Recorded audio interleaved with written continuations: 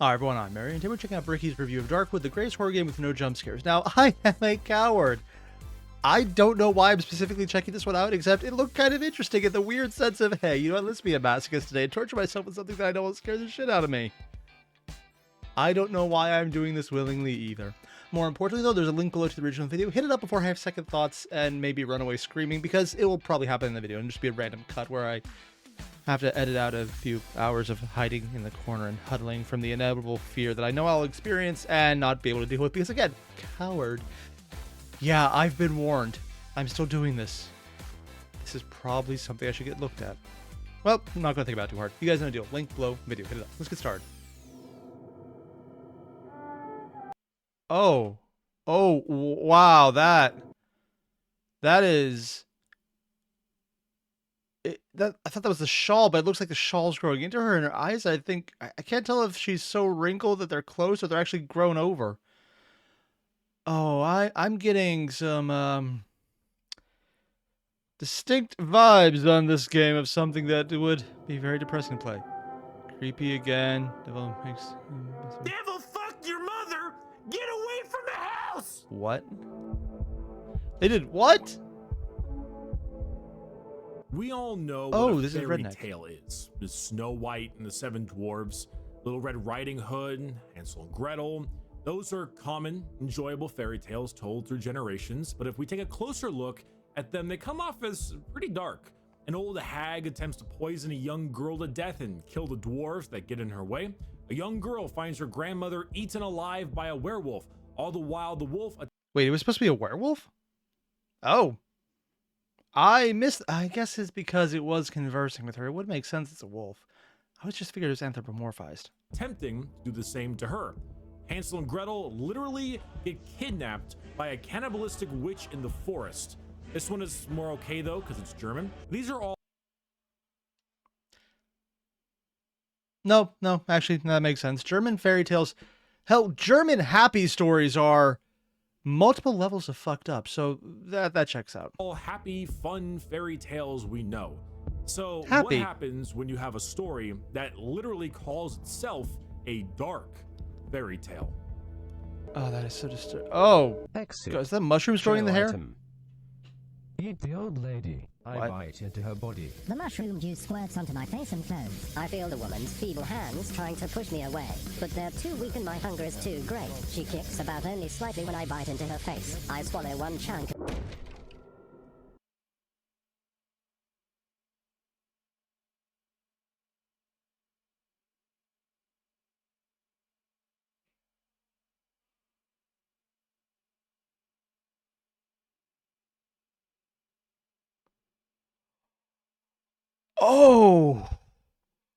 Oh, it's going to be that.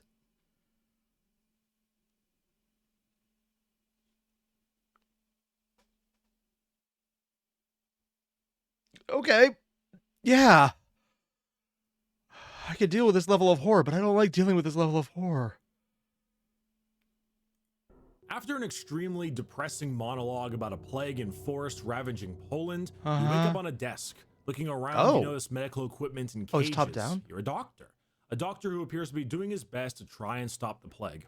After a bit of tutorial, you immediately axe your dying dog and set out into a creepy forest to find an outsider who you believe to have the key to escaping this forest. After some gentle persuasion, the game swaps focus to the stranger as you escape the doctor's house. So this is actually really detailed in the movements.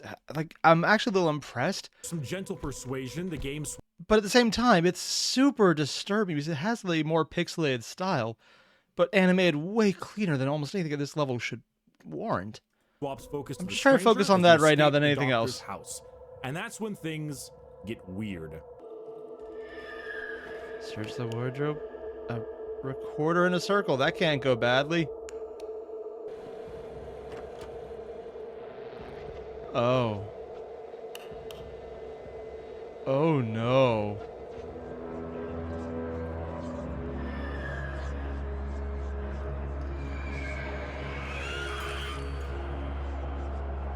You get taken to a hideout and the full game kicks off. Your objective? Get the key out of the forest back from the doctor.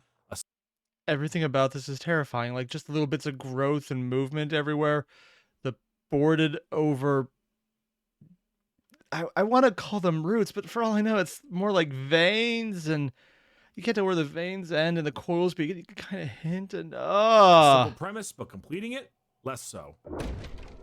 Jump scares. I Oh, think this lovely. is a good time to talk about jump scares and horror. For those of you who don't know, I'm kind of a pussy. Holy. Ah!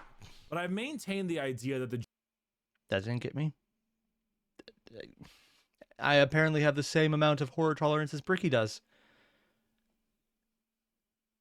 Oh God. I'm going to break on this jump one. scare is an absolute crutch of both video games and filmmaking, It's especially an easy horror filmmaking. trope. One of my favorite horror Works films well in humor recently too, oddly was enough. It Follows, a movie that has maybe one jump scare in its runtime, but instead adds its horror through long, drawn-out, tense scenes and a feeling of extreme paranoia. Doesn't need to rely on startling its audience like so many other garbage horror movies do nowadays. If we go back a few decades, we have The Shining, a top 3 horror favorite of mine. I remember watching the scene where the dudes are doing a little solid sucky suck and just have that quick zoom and that awkward music adds a layer of like comedic fear that you can't get with a harsh cut and loud noise like a jump scare does. A jump scare can be done right, however. Going back a few years again, let's look at The Exorcist. I haven't seen The Shining.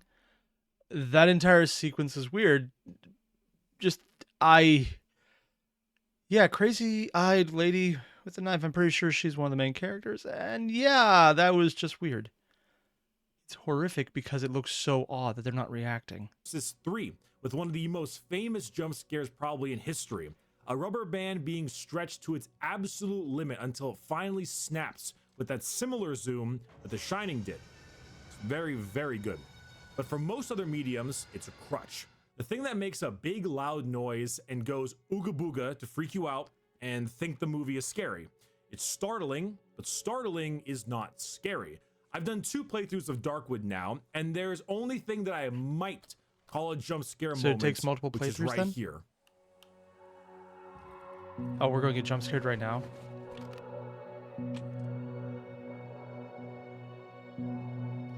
Oh, Polish, yeah.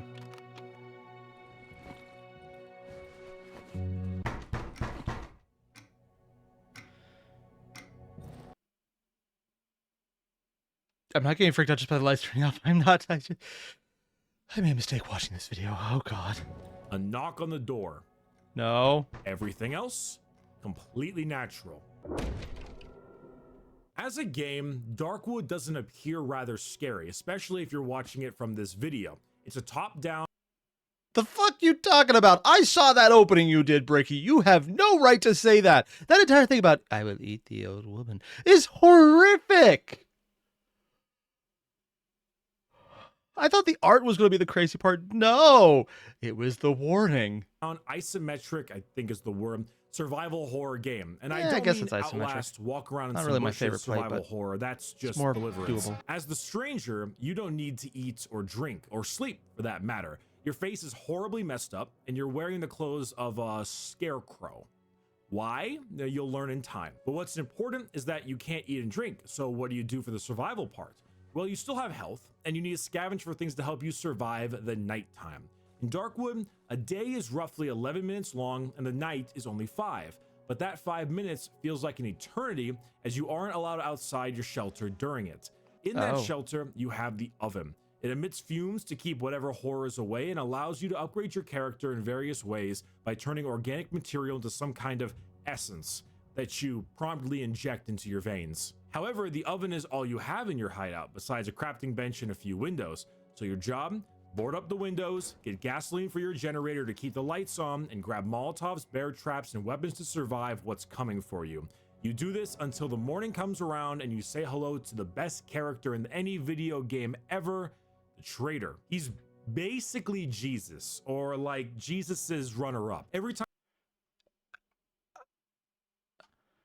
So you could see where there's like a face that's boiling over or growing over the mask. And he's writing on his arm with, it looks like a pencil, and he has mittens on. And oh, this is so disturbing. Every time you survive the night, you gain reputation with the trader. This allows you to buy his goods, which you will desperately need. These can range from simple things like more wood and medical supplies, to weapon parts, and most importantly, a watch to help with the day-night cycles. Every day, he will be there with his warm, loving, mushroomy embrace, ready to help you into a nice new day. And what does that nice new day entail? Well, you know your objective. Find the doctor that stole your key. You know where the underground passage is, but he does not. A man with a wolf's head meets you on your first night, and with his Kalashnikov, gently persuades you to meet him in the next part of the map. See, Darkwood's first zone is split into 3 different areas: the dry meadow, the silent forest, and the old woods in that order. Wait, first zone. Oh, the game progresses to different locations. Oh, so you don't get What burned makes out it on unique gameplay. is that with every playthrough, the map is completely changed. Every you don't get playthrough. to skip out on any exploration. So Areas of it's somewhat importance roguelike. are placed on the map when you arrive to them, but you won't know your location unless you're next to one of these landmarks. So you'll know if you're at the barn, but only if it literally says, "Hey fuckface, you're at the barn." Other than that, be like a normal human and use a map the real way. In each map are different landmarks that have their own loot and story to them. Some are just abandoned houses with a few dogs you need to kill or distract. I wonder if there's different locations that spawn in on different playthroughs. For example, you might have a completely different map in that location, or are there variations, or is it the more basic and here's the location, it'll just be rearranged differently? To loot. I don't Some know. areas have savages protecting it and whacking their heads on trees, I'm but offering terrified to things find like out. shiny stones that sell for a ton back to the trader. Some areas are a bit interesting. My personal favorite is the wedding, but we will talk about that maybe in a bit. We've been waiting for... Either way, as you scavenge areas to upgrade your Ooh. workbench, fill your essence, and sell to the trader, you'll soon realize your that's- most valuable resource is time. Knowing how long you can be out there before night will greatly increase your chances of survival. That's why I always get to watch ASAP, because that information alone will help you out greatly. Once the night arrives, you better be back in the hideout. Want to know why you need to be back in? No, I really know. don't.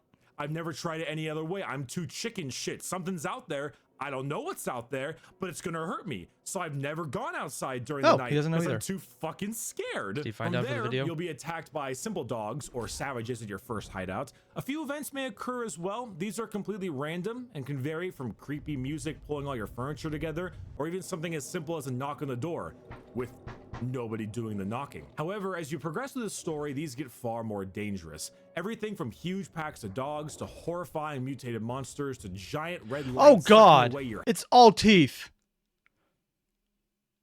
health. And let's just say there's a reason you need to be prepared, because if you died during the night, you don't gain any reputation with the trader, and you need that shit. This is the general formula of the game. Rinse and repeat as you go to new Oh, areas, and that's what it they aims will when all you're doing become it. You have progressively the more bar and difficult. then narrowing The it down old as you woods in move. particular can be extremely challenging if you're not ready. These things in particular are not nice. That thing, it's not nice. And well, we I can would talk fail about at the this game so swamp hard. in a bit. I just need a sec. This is...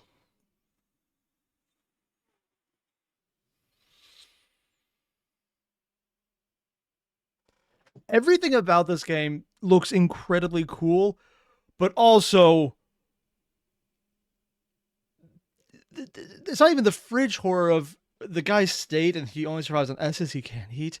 And then everything around him just being so fucked up, or the doctor who got a hold of him, who's trying to cure the plague, but you probably haven't, and I just...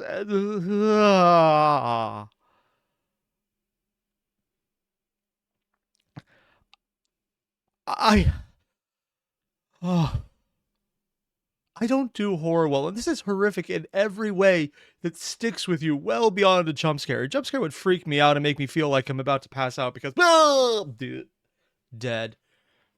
Haven't actually had that happen yet, but that's also because I haven't died yet, and I would like to keep it that way, which is why I don't do horror. But this is, it's like SCP levels of bullshit, which is weird because I like SCP, and I think I wouldn't mind reading this, but seeing it, just that little extra bit makes it so much more visceral and intensifies the horror. Even if it's just isometric, a small bit ratio by comparison, it's not a huge detail, but it's enough. And there's just enough squicky things moving that, oh, I'm sure Bricky's now on to the nice fluffy part of the game, and nothing else will happen in the other half of the runtime to make me regret watching this video, unlike the first half, which definitely made me regret watching this video. Oh God, I am not ready for this.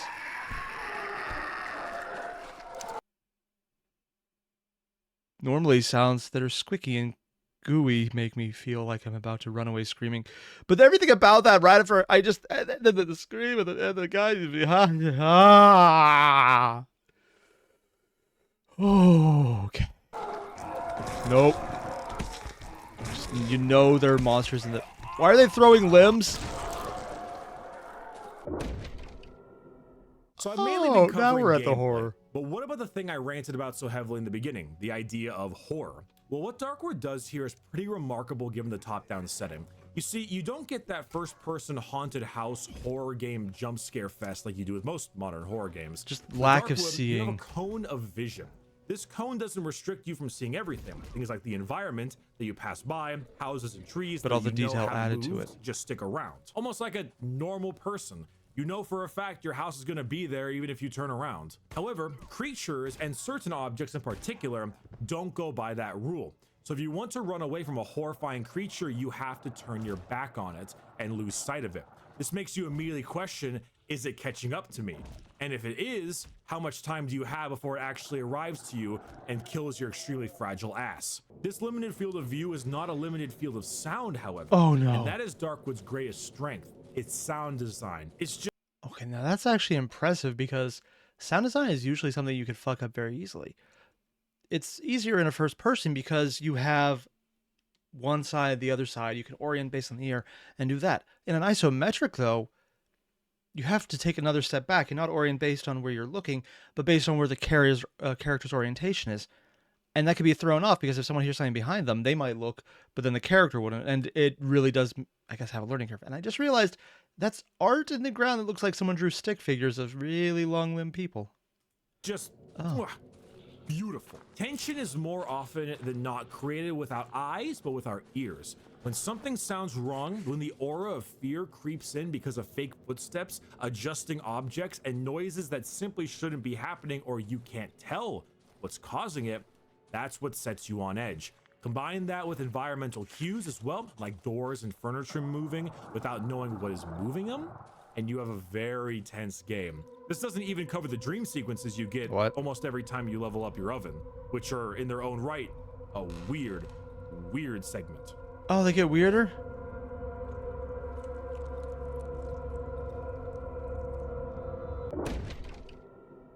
The last thing I haven't really discussed is Darkwood's story. Oh no. Ironic, as it's the thing I opened the video with. Dark fairy tale really is the best way to describe this game. No character has an actual name. You are the stranger, there's the wolfman, the trader, the musician, the chicken lady, the mad doctor, the cripple, and of course the snail. Why was the cripple... Wait, you know what? I'm not going to ask. It's Bricky as Warhammer. I'm assuming he's just throwing it in there. Should have been a Dreadnought at that point. And the snail was a person. Oh yeah, you could see the teeth. That's probably the nose cavity. Oh god. Oh my god, the snail. This isn't all of Darkwood's characters, but they all maintain the same naming style and all have their own backstories. Some less important than others, but plenty that you like to learn about. The musician and the elephants are some of my favorites with the better storylines, but the Wolfman is my personal favorite character, and I have no idea why there isn't more furry shit about him. You'd think there'd be more. It's a complete bait. All the characters are decidedly human in their actions and motivations as well. Oh, lovely. Just reminding you that the horrific aspect is just part of what happened to a person. I love that. You can't make them non-human, just have to make sure you remember that part. Oh, God. Well, I wouldn't classify any of them except maybe one or two as overly good people, but you don't need to have characters you agree with to make characters you understand. Everyone's motivations are clear so long as you dig enough to find out what they are. Characters also make up the bulk of Darkwood's story. I mentioned earlier what the game's goal is: get your key and get out. That story is more important when you reach the end, but everything else is just learning about those that inhabit this dark forest. Speaking of all that, I'm going to be going into mild spoilers. This is for mainly the second chapter of the game. For anyone who wants to drop out, sure, go for it. I'm not, because there's no way I could survive playing this game. I would panic so fast that it's not even funny. The I mean, swamp, probably as funny I to mentioned watch it, but not to earlier, me. I don't think it really matters a whole lot. I don't think it's a huge spoiler, but if you want to keep yourself in the dark as far as you possibly can, I'll leave a time code Nah, here. tell me I I'll be will be wondering discussing about the it all ending day. after that, but I'll give you one more warning just in case. After you escape via the door, you will enter Oh, chapter you can 2 escape. of the game. That's not the Chapter end. 2 isn't really like chapter 1, as it isn't nearly the same time span. This Oh. part of the game takes place in a large swamp and will only last around a third of the time as the main section did. Oh. However, it is probably the part where the game wanes a little in quality for me. Oh. The story becomes much easier to understand, however. That's probably the plus side to it. You need to burn down this giant tree full of people in order to escape the Oh god, the tongue and mouth were moving still. It's a and there's still bodies and there's a random bear drawn into it as well. Tree is gigantic, bark stays in constant motion, swells up and collapses himself as if breathing. As the human silhouettes growing out of the tree trunk, they're also moving as if gesturing in slow-mo motion. forest, but can't do so unless you travel beneath the tree and get to its roots. Blocking you is a water tunnel that you need an oxygen tank for, so you need to get an oxygen tank, repair a compressor to fill it, then make your way to the tree. And not light yourself on However, fire. the difficulty takes a seriously sharp increase. Enemies are far more frequent and do significantly more damage to you. This is always the part I end up dying the most in. Before, I would mostly only die if I positioned badly or got surrounded in some way, but the swamp really bends you over. You will be going through ammo and weapons extremely quickly. Compensate for this a little by giving you a stronger loot. This only goes so far. Time is your biggest ally, and when you can't outrun most of the enemies, all that time healing, shooting, looting, and restocking will take its toll. In the first chapter, I could outfarm the enemies through good scavenging and picking my battles. In the swamp, I feel like I'm being slowly bled of my resources. This could be intentional, but perhaps it's just Probably too harsh of a change for me to enjoy. Once you burn down the tree, you get the ending, which I will now spoil right away. Skip to this time code if you want to miss that. I know it's a lot of time codes, I'm sorry.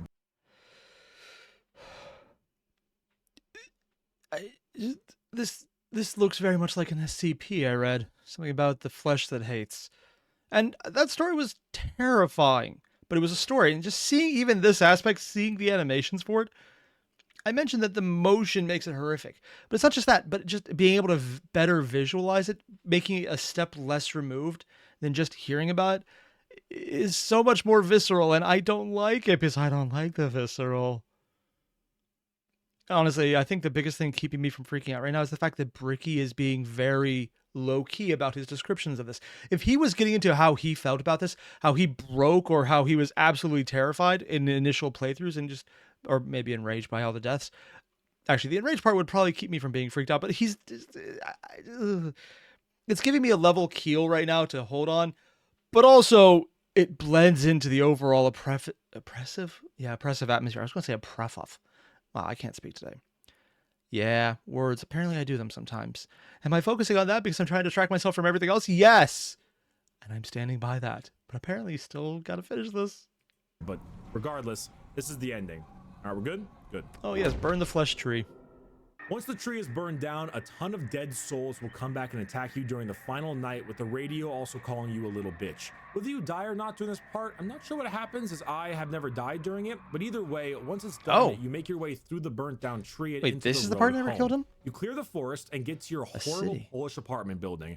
Talk to some of your friends, take your shoes off, make some soup, and go to bed. Drifting blissfully to sleep as the gigantic eldritch being eats away at your very soul without you knowing. Ignorance is bliss, of course. The first time I played this, I was very confused, as there was already a lot of signs that something was off. Besides the fact that my character was literally mute the entire game and then was speaking to the locals, I remember that I was horribly disfigured. Is that that's like a little mini merry-go-round made of coffins. It could just be seats, but with how this game goes. And everyone would probably be terrified of me, or at least want to call the hospital. However, when I went to bed, I still ended up getting the bliss ending. Turns out there are 4 separate things that will alert the player to some shitfuckery of being afoot. The first is that you head to the basement and screw around with the radio until it tells you to go to sleep. A little creepy. The second is this lady left her fetus on the floor. Oh, that's nice job, Mom. Oh Look through no. this crack? Nothing weird going on here at all.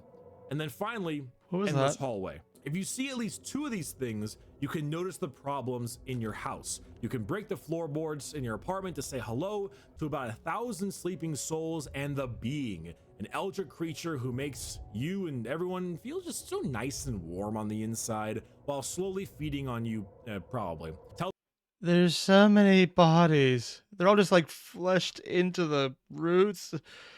Yeah. To fuck off, gently persuade an old partner of yours to have his flamethrower and burn everyone to death. Kill the being, kill yourself in the process, and the real ending is yours. A perfectly dark and grim ending to a dark and grim story. Who or what was the being? I don't know. I don't care. It's not what matters. What matters is you know the truth and you. So they found a game that's so horrific, the kill it with fire was the absolute correct answer and the safest one. Stopped it. It's a miserable end to a miserable game. And I love that shit. So that is Darkwood. I really think the game needs more attention. There's 4 endings that were the other 2. I want to shout about the horror game that treats its audience like adults and doesn't turn into the haunted house experience. I mean, while I'm not a big fan of the haunted house experience, and I will very much appreciate them treating the player like an adult here because I like this kind of storytelling. And I like this kind of grimness, the darkness, the overwhelming depression. It's not something I want to engage with personally. I just like knowing it's out there because it's something I can respect. Which is why I have very mixed feelings about this game. I know, that's probably shocking considering everything Bricky said probably led you to believe that I would hate this. But no, I think this looks amazing. It's the type of amazing I don't want to be near in the slightest, but I'm glad that it's made. For someone else. And fear that feels earned rather than cheaply apply like a picture with too much glue. I was not ready. This is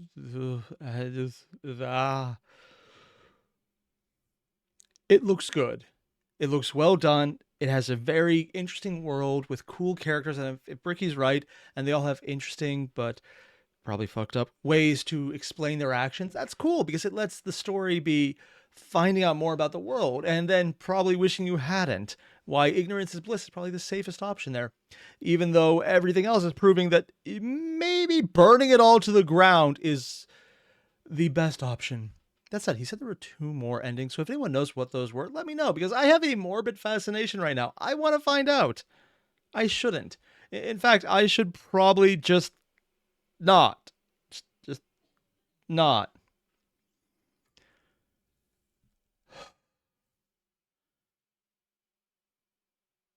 I always joke when it comes to horror about running out and having a panic attack or just freaking out a bit. This is one of those videos, though, where it wasn't a joke, and I nearly did. Because, especially that opening with the mushroom lady. Yeah, that was, This is a game that is really well done and probably perfectly targets this very specific audience that I am not a part of. I can tell they put work in it, and it looks good. But for all those reasons, it makes it so much harder for me to get into because it's just so much more horrible than I was expecting.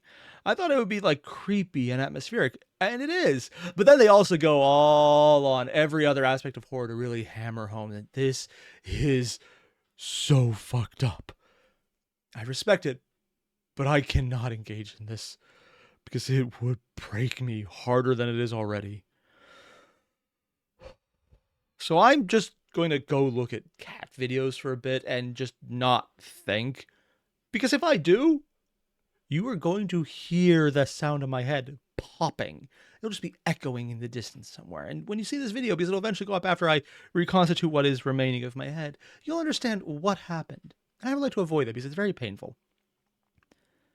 In the meantime, again, there's a link below to the original video. If you know what I should watch next that is not horror, let me know, because I need a distraction. And for the people who want to torture me further, let me know what the other 2 endings were, just so I have a full understanding of all the fuckery. Yeah. I'll see you guys then. Adios.